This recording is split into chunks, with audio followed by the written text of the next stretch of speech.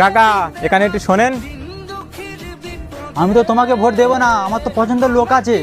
কাকা আপনার বাড়িতে দুটো ভোট, এই নাও 1000 টাকা। চিন্তা করে দেখেন ভোটটা আমাকে দেবেন না অন্য কাউকে দেবেন।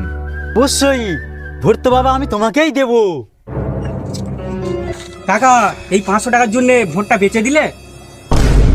শালা বাকি 5টা বছর এরা লুটে পুটে খাবে, আর বাকি 5টা বছর এরা কি উন্নতি করবে জানেন? বয়স্ক ভাতা, বিধবা ভাতা, রেশন কার্ড, প্রতিবন্ধী, এরা সব লুটে পুটে খাবে। শুধু তাই না, রাস্তার টাকাও খাবে, স্কুলের টাকাও খাবে, এরা সব খাবে। 500 টাকার জন্য এদের কাছে ভোটটা বেচে দিলে না, এরা যদি ভোটে একবার পাস করে তাহলে তুমি কোনো বিপদে যদি এদের কাছে যাও তাহলে তোমার 500 টাকার বদলে 50,000 টাকা খাবে। এরা এই খাইতে খাইতে খাইতে খাইতে কাকা এই ভোটটা একবার তো এরা বড় করে ফেলবে। এই তোর বাড়ি ভোট কটা? আমার বাড়িতে 11টা ভোট আছে। আমাদের এই পুরো গোষ্ঠী মিলিয়ে 50টা ভোট আছে, কিন্তু আমাদের গোষ্ঠীর কেউ তোমাকে ভোট দেবো না। ভোট দিবি না মানে?